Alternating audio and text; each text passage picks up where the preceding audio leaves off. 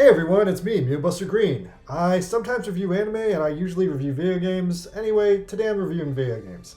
I'm 86 subscribers from getting monetized, by the way, and after I monetize, one day I'll release my stupid anime that I made, and maybe I'll actually make money off of it. Anyway, strangely, the number one video in the world is still the new Nintendo Direct from 2 days ago. I guess it's a slow news week. I mean, it's September after all. Alright, so I've loosely reviewed Nintendo Direct before, but this time I'll actually do a massive review react to the entire thing, because it's a slow news week for me too. Alright, so this Nintendo Direct starts with a grim warning that COVID-19 still exists, and all y'all idiots need to get vaccinated, because God help me if one of you assholes gives like Shigeru Miyamoto COVID, or like some other valuable human being who like develops video games, we ain't getting none of these video games, so watch your fucking ass, get yourself vaccinated, stop spreading diseases, wear masks when you have to. Alright, so we start off with a new Fire Emblem game, and hey, I guess I missed this when I first watched this video. I was kind of only half paying attention to the Direct when it aired live, so I definitely missed a couple of things. Oh god, the main character has like red and blue hair and a white tuxedo? I cannot take that character seriously, that looks awful. Oh, but hey, Marth is here. Okay, I like Marth. Okay, so this is the new Fire Emblem game, Fire Emblem Engage. Not sure what the Engage means, but it definitely seems to be a next-gen Breath of the Wild style Fire Emblem update. Oh wait, no shit, it's classic Fire Emblem, but it actually looks super cool. It's like kind of an organic evolution of the DS Fire Emblem games that I can fully support. Oh, and I guess Marth and some of the other classic characters are coming back as ghosts. That's kind of morbid. I really don't like this new protagonist, but otherwise I'm interested in this game just for it being a cool Fire Emblem reboot. And is Marth's ghost a major character in this? Holy William Shakespeare, like we finally get a new Fire Emblem game starring Marth, but he's dead? Okay, whatever. Then Koizumi pops out and plugs the standard version plus the extreme extra stuff version with all the concept art and all that shit. Number 2 on the list, EA made a game called It Takes Two, which seems to be a cool multiplayer co-op platformer. The premise is very dumb. A spiteful divorced couple gets turned into dolls, and then I guess they fight vacuums and bugs and stuff. Yeah, that's a dumb premise, but there hasn't been a good co-op platformer like ever, so I'm actually intrigued by this. I hope it's good. I could see myself trying it, but not buying it. After that, we get the next Fatal Frame game. Never could get into this series. I almost picked up on the one on the Wii when there was like a shortage of things to do, but by and large, I've never been able to get behind the weird photography versus ghost gameplay that this series offers. I mean, it's very Japanese horror, which is ironic because I'm like playing a Japanese horror game right now, but still, I don't know, I just can never get behind this one. And then we got DLC for Xenoblade 3. Ugh, I haven't even beat Xenoblade 2 yet. And apparently in the next game you have to buy extra characters? What the fuck is that shit? In the old game they just gave you all the characters, although in Xenoblade 2 it was really hard to get all the characters. Alright, anyway, continuing on. Dumb Mimi SpongeBob game. Don't care about SpongeBob, but it looks like they put some work into this one, so good for you if you like it. And the next freaking game is Fist of the North Star Boxing Exercise Sim. That's fucking ridiculous. This is probably a shovelware game, but if it's under $20, I would probably just grab it out of curiosity. But yeah, if this game has to be cheap. If I'm not paying full price for fucking Exercise with Kenshiro. Also, am I mistaken, or is this the first rhythm game I've ever seen that isn't based to music? Or maybe I'm just interpreting this wrong because it's only a 20-second clip. Man, this is definitely because this is a live stream, but my audio and video are way out of sync for this video. Okay, after that, Ubisoft looks like they made a remake or a ripoff of Super Dodgeball. Looks pretty cute, nothing against it, but nothing towards it either.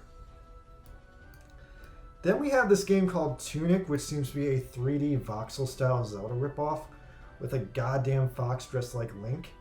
It's officially got enough charm in 20 seconds to win me over, so I might actually get this. Then after that, there are some Front Mission remakes. If I'm remembering correctly, wasn't Front Mission on like the Super Nintendo? I think I rented this game from Blockbuster once, and I hated it. It was like borderline unplayable on the Super Nintendo. The remake looks a lot more accessible, but I kind of don't care. I mean, I love tactical mecha games, but I don't know. The original one just really didn't wow me. Okay, here's our first farming game. It's Story of Seasons. Story of Seasons is, I believe, classic Harvest Moon. If you haven't been following the massive drama of Harvest Moon, Natsume, the company that used to publish Harvest Moon, did a bunch of shitty things, so now the people making the Harvest Moon games all quit, but Natsume still owns the name. So they used the name and started making their own bad Harvest Moon games made by like amateurs. And long story short, this is original classic recipe Harvest Moon made by the original creators who used to make Harvest Moon, but because Natsume owns the name, they have to use a different name, so now it's Story of Seasons. That explanation was longer than the clip. Then we have a short clip of Splatoon 3. I still haven't picked up Splatoon 3 yet. Oh my god, does Splatoon 3 have 3 Team Turf Fests? That's kind of interesting. Yeah, I probably won't get Splatoon 3 until like the holidays. My sister stole my copy of Splatoon 2, so I kind of like moved away from the franchise. After that, we get some moany Square Enix music announcing that, oh, great, it's Octopath Traveler 2. I still haven't had money to buy Octopath Traveler 1. Well, I guess it was good enough to get a sequel, but honestly, the fact it got a sequel already really just kind of kicks me into the dirt that I don't have enough time to get into the series because of how long the games in it are. I mean, I want to play them, but I don't have infinite time, and video games take a while to beat. Anyway, it's all the same shit I enjoyed from the first game, plus looks like now they have boats, and now it's in the 1920s. Yeah, anyway, more of that. Next fucking farming game. This one's called Fae Farm. This one looks like it's trying to rip off Animal Crossing, but it has monsters. This looks stupid. This looks boring. Next. Okay, Final Fantasy Theatrhythm is being released, and I guess it's getting an updated version. Don't really care about this franchise, and it's kind of disgusting that they're releasing it right out the door with a vanilla version for poor people, and like a super all the DLC all at once version. The fuck? And the fine print here even says you can't buy all the songs individually. It's buy them all or buy nothing. I mean, I guess that's cool if you truly love Final Fantasy music, but this smells too much like a ripoff to me, and I don't even like the series. Oh shit, Mario and Rabbids 2. How'd I miss that thing? It looks like it's more of a platformer than the last one. Wow, that's actually kind of interesting. The first Mario Rabbids game was fun enough, and I beat it, but I didn't love it, so I sold my copy. Like, I love Mario, but I hate the Rabbids, so I end up feeling really indifferent to these games. It's like, oh, charming Mario characters, and then it's like, oh, obnoxious Rabbid characters, and it's like, oh, they're together, kind of canceling each other out with their charm and lack of charm. How come the fucking Rabbids get a platformer fucking based sequel, but Mario and Sonic only play golf at the Olympics? Come on, where's my Mario and Sonic platformer? After that, we have Rune Factory 3. Another fucking farming RPG. And is this one a DS port? Because the graphics look really jank and old. Is this a remake? Why does it look so old? This does not look good. Then we have Pilotwings 64, the greatest game ever made. Truly, the apex of video games right here. Then we have a bunch of old Mario Party games of varying different qualities. This race car minigame was pretty fun. Pokemon Stadium is pretty good. Pokemon Stadium 2 is hard. Also, none of these games are actually good if you can't import your Pokemon into them, though. Oh, and shit, I never played Excitebike 64, and I guess I finally can in 2023? What? Oh wait, no, I have to buy, like, a luxury subscription to do that.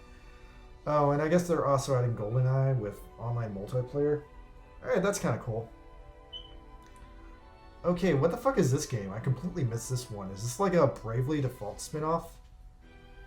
Or wait, is it all just Animal Crossing busyness tax? No, wait, I see some weak Final Fantasy battling. What is up with all these bad slice of life games this month?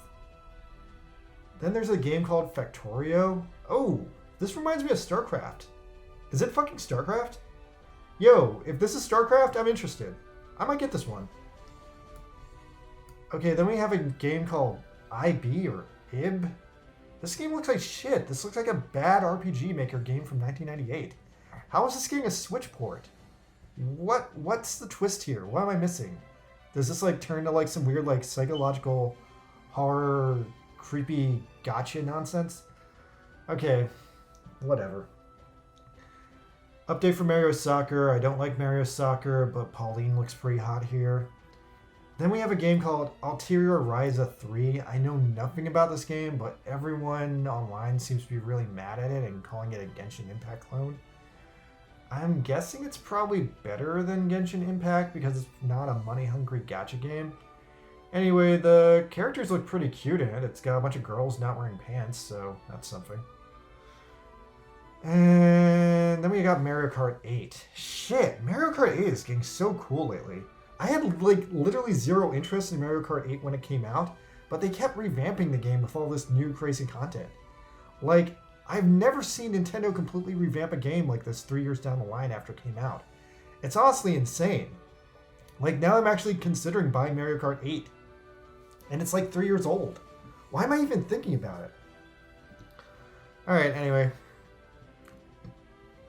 Then Koizumi comes back, blah blah blah, look at golf, no, fuck golf, next. Then Miyamoto shows up. Ah, Miyamoto, finally a voice of reason. Alright, so he pops in and says we need to watch the Mario movie next year. Okay, yes Miyamoto, I will do that. And he also says I need to go to Universal Studios to see Super Nintendo Land. Okay, well, I need to figure out when to time my trip because I want to do Super Nintendo Land, but I haven't been to like Universal Studios in like 20 years, so I also really want to check out Simpsons Land before they demolish it due to the Simpsons rights contract expiring and Disney refusing to renew it to fuck over Universal Studios. Anyway, Miyamoto reminds people that Pikmin Bloom exists, but it's mad inferior to Pokemon Go and does most of the same shit, so nobody cares. Then Miyamoto announces Pikmin 4, which I actually do care about, and I look very much forward to enjoying Pikmin 4 someday in the distant future, because it probably won't be done for like 5 years. Then Miyamoto shows off how proud he is that he made himself a t-shirt. Okay, good job Miyamoto. Did you weave it yourself? Dance game, don't care. Then another fucking farming RPG, but this one has sexier, more adult-looking women. But there's been too fucking many farming RPGs today. Fuck all this shit. Alright, then we have Bayonetta 3. Okay, Bayonetta 3 has been in development for so long that I kind of thought it came out already and I forgot it existed. But I also still haven't gotten around to playing Bayonetta 1 and 2, and I was kind of really hoping they'd first announce Switch ports for those. And it's super suspicious that they're showing this in the video, because I really thought they would, but I guess they're just trolling me. Or maybe it's still in the cards, I'm not sure. But the thing of it is, the trailer for Bayonetta 3 actually doesn't really inspire me. I actually still want to play Bayonetta 1, like I did 20 years ago and never did. Bayonetta 1 still seems really cool to me, but because I haven't played Bayonetta 1, I have no interest in 2 or 3 yet. I honestly thought Bayonetta 3 came out, and I thought this trailer was going to be announcing like Bayonetta trilogy. Alright, anyway. Bayonetta's hot. Then there's a dark fantasy mystery game with a city of perpetual rain and a corporate-controlled metropolis, and this game is called Master Detective Raincode. I'm not sure how I feel about this game. The main protagonists and the art style look really super kiddie, but there's also this girl with big boobs, so maybe it's not so kiddie. I don't know, this game looks really cool and it's oozing with style. I'm not sure if I'm like too old for this game, but it's probably too long for me to play it. But I am the slightest bit intrigued because this is a good trailer. After that, they announced like a bazillion Resident Evil ports, including Resident Evil 8, the newest one. Good if you like 8-foot tall vampire boob ladies, I guess, but honestly, everyone who really cared already played it on PS5. Then there's this weak kung fu game called Sifu. It looks pretty old-fashioned and the graphics look bad, so at first I didn't care. But actually it has this cool, weird in-game aging gimmick where instead of taking damage, you turn into an old man as you mess up more and more. That's actually a really intriguing twist on the formula that almost makes this game seem cool. So I guess I'm interested in finding out more about it right now, but the graphics don't impress me. Then after that, we have Crisis Core Remake. Very impressed since it's coming out on the Switch, but this is definitely a game you want to play on the PS5. I mean, it's technically a super optimized remake of a PSP game, so I guess that's why it can run on the Switch. But wow, it actually looks almost as good as Final Fantasy VII Remake. So it's actually super crazy that the Switch can even handle it. After this is Radiant Silvergun. This is another old game, but I'm pretty sure this game is amazing. I believe I played it, or maybe I just played something I thought was it. Anyway, it's a solid shmup, so if you like shmups, definitely get it. Then is Endless Dungeon. I'm not sure what this game is, but the art style looks really nice, so that's a point in favor of it. And then remaster of Tales of Symphonia. I remember when this game originally came out, it was huge, huge business. The remake, though, gives me mixed feelings. Like, this game was such a classic, but I never played it. The remake, okay, the anime cutscenes look fucking glamorous, but the gameplay itself just hasn't aged well. It has that, like, real 1990s Nintendo GameCube look. Damn, if only they had, like, made the characters not look chibi, I think I could have got behind this one. But this looks like they really need to put more work into the graphics. Then we get a super quick montage of a bunch of random games that are not important enough to get explanations. Lego game looks interesting because sometimes Legos are interesting. Oh, and I guess Fall Guys finally got a Switch port. Or maybe this is the sequel to the Switch port. I don't know, I haven't played that game. Then there's another Kirby remake. This is Kirby Return to Dreamland, the remake of the remake. Or wait, which game is this remake of? I thought this was a remake of the GBA game, but is it maybe more of a more recent game? I feel like I played this game like really recently. Anyway, I'm confused at which game this is even a remake of, but I feel like I played it, and I'm just gonna tune this one out. Because I played all the Kirby games, and if it's a remake, then I played it already. And finally, we get to the sweet dessert at the end of the video, Breath of the Wild 2. And yeah, it looks totally hardcore. We see some hieroglyphic-y thingies. Link comes out of a cave and skydives. He reels a block into space with a magic wire. And oh shit, the big takeaway of the trailer, number 1, Link has a magic bird UFO thingy. Oh, and big takeaway number 2, the new title of the game is Tears of the Kingdom. And look at this fancy Yin Yang Snake logo. Oh shit, and there's also a next spring release date. Missed that one too. Anyway, so yeah, it cuts off there then. So I guess that's everything. A lot of crap to go over in this video. The only things I might actually get out of this now are Splatoon 3, the new Zelda obviously next year, go to see the Mario movie next year, go to Universal Studios, and I guess get Pikmin 4, whichever year that comes out in, which will probably be like 2032 or something, but yeah. I like Pikmin, so I'll wait. Anyway, what do you guys think? Please leave a comment and let me know which video games you think are cool. Did you like my hot takes on all these? Do you disagree with me? Which farming game was the most farmingest farming game? God, there were so many farming games. Ugh, I'm not buying any of those farming games. Alright, anyway guys, I'm out. Please subscribe. Good night.